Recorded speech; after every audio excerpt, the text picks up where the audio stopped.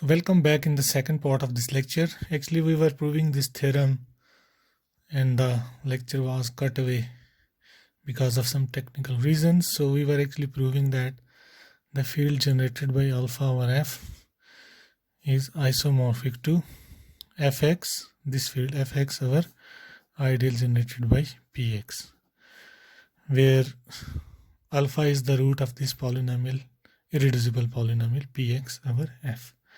So up to this we have proven that this phi tilde alpha of this fx, our ideal generated by px, we have proven that it is isomorphic to fx, our ideal generated by px. Why? Because we have seen that this mapping phi alpha tilde is injective. So this field is subfield of f alpha. Now we want to prove that this is isomorphic to this. So we just need to show that the image of this is whole of f alpha. Okay. Now we must note that.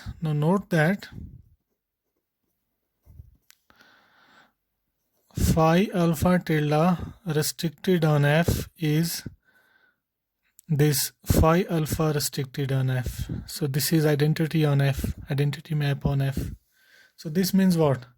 This means this map phi alpha tilde maps f to f. So this means f is actually in the image of this map. So f belongs to, so f is contained in phi alpha tilde of fx, our ideal generated by px. Moreover, alpha is also there. Alpha also belongs to the image of this map, phi alpha tilde of fx, our ideal generated by px. How? Simply because alpha, which is what? Which is phi alpha of x, and phi alpha x is what? Phi alpha tilde of x plus ideal generated by px. Okay, so this means this field, the image of phi alpha tilde, contains both f and alpha. But this field f alpha, it is the smallest field containing both f and alpha.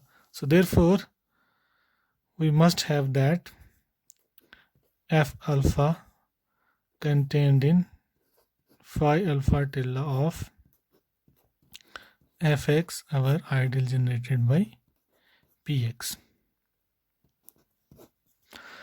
But this is a subfield of this, so therefore we just get that f alpha is same as phi alpha tilde of fx, our ideal generated by px, and which is same as okay, which is isomorphic to fx, our ideal generated by px. So thus we get the required isomorphism. We get that this field fx, our ideal generated by px, is isomorphic to f alpha. And we have a description for this field fx, our ideal generated by px. Simply, as we have seen in the previous theorem, that if degree of this polynomial px is n, then 1 alpha square so on alpha raised to power n minus 1 are bases of this field, our f, as a vector space. Or we have this description. So we have noticed that this field is actually what? It is a0 plus a1 alpha plus so on plus an minus 1 alpha n minus 1, where alpha i's, they are in f. So this is the description of this field that we got in the last theorem proved in the previous lecture. Once we have shown that f alpha is isomorphic to this, so therefore we can say that f alpha also has a description of this form, or you can say that we can write it as a corollary. So what is corollary? Corollary is if in above theorem, means the theorem which we have just proved, degree of this polynomial px is n, then the field, the simple extension of f, that is f alpha, is having a description of this kind: a0 plus a1 alpha plus so on plus an minus 1 alpha n minus 1, such that ai's, they are in f. So we have a description that the simple extension f alpha looks like this. Its elements, its members are of this form. Okay. So now our aim is to discuss some examples. So example 1.2. Example 1.2. So you take this polynomial x squared minus 2 over q. This was irreducible polynomial, and we took this extension of q containing a root, say alpha. So say alpha square is equal to 2. So this means alpha is plus minus square root of 2. So taking one of the roots, say for example positive square root of 2 in R, now taking root 2 the positive square root of 2 in R, because the bigger field containing both this and this field, q root 2 is R. Our k is R here. So if we apply the previous theorem, this is what? This is nothing but this. So they are isomorphic. Q root 2 is isomorphic to this field. This is the reason that while in discussing this field in the previous lecture, I say that this is one of the convenient notations. This q root 2 is also a notation for this, simply because I was knowing that later on we would prove that these fields are isomorphic. Now if I take the other root, negative square root of 2 in R, and I take this field q of negative root 2, which is actually what? Which is a plus b negative root 2, such that a and b, they are in q. Now again, by the above theorem, this is again isomorphic to this. Now if I combine these two isomorphisms, this isomorphism with this isomorphism, I would get that q root 2 is isomorphic to q minus root 2. So under what isomorphism? Isomorphism this, a plus b root 2 goes to a minus b root 2. So these fields are isomorphic. Or in other words, you can say that the fields obtained by adjoining any two roots of a polynomial, they are going to be isomorphic. Simply because once you take this isomorphism, in the second case you take this isomorphism, so the relation of being isomorphic is a transitive relation. So therefore you get that these two fields are isomorphic. Now you take this, now second part of this example. So this was the first part. Now second part, now you take this polynomial xq minus 2 over q. This was irreducible. Okay, and in the last lecture, we have seen that this is an extension of Q containing a root of this polynomial. So this polynomial has three distinct roots. So let alpha equal to this cube root of 2, the positive cube root of 2, denote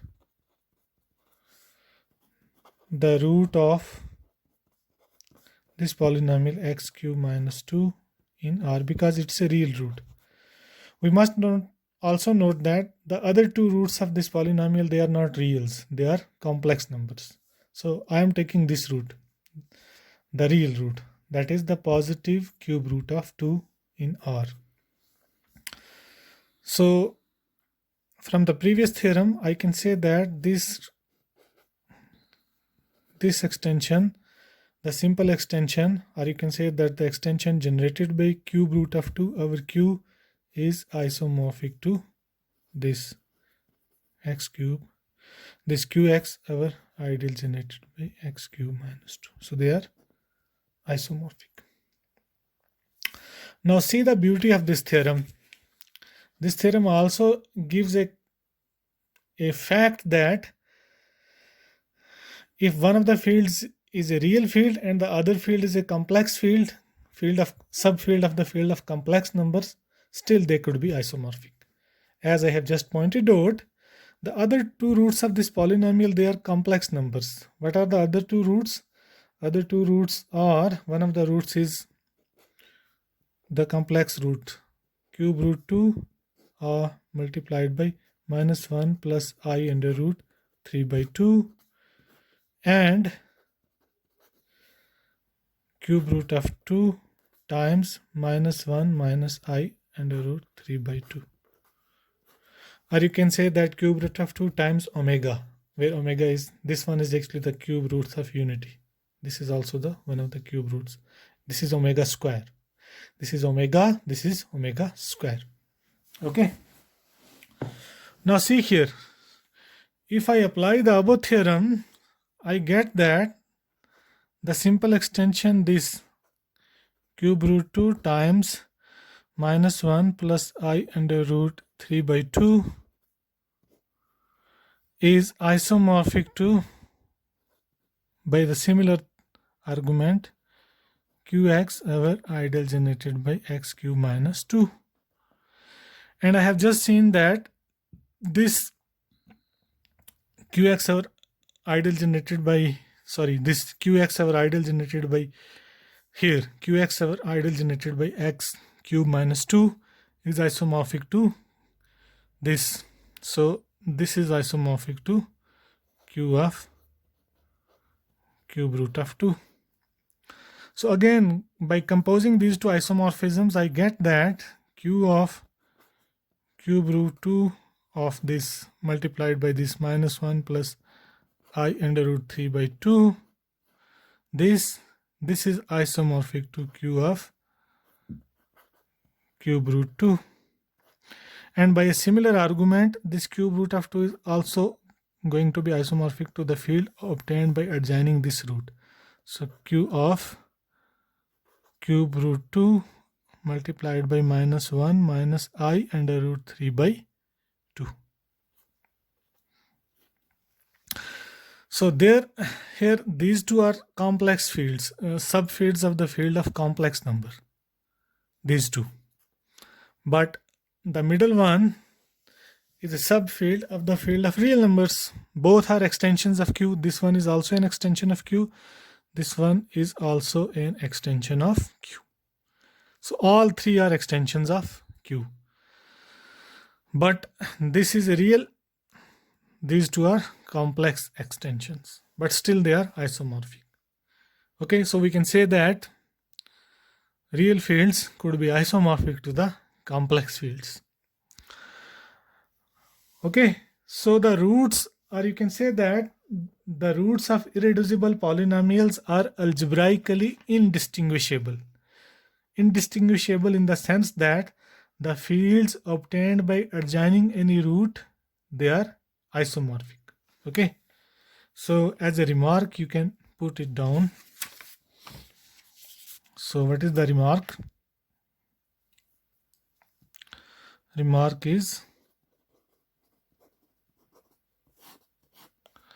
so fields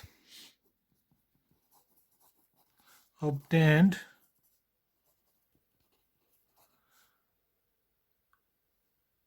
no. Remark is that the roots of an irreducible polynomial, no matter if one of the root is real, the other root is complex, still they are algebraically indistinguishable, in the sense that the fields, the simple extensions containing those roots, they are actually isomorphic. So the roots of an irreducible polynomial, so they have the same behavior. Irreducible polynomial over a field are algebraically indistinguishable.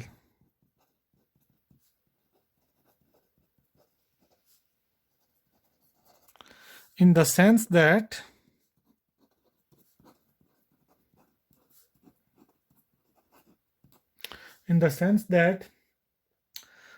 the fields obtained by adjoining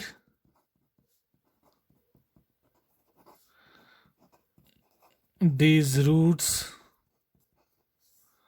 are isomorphic.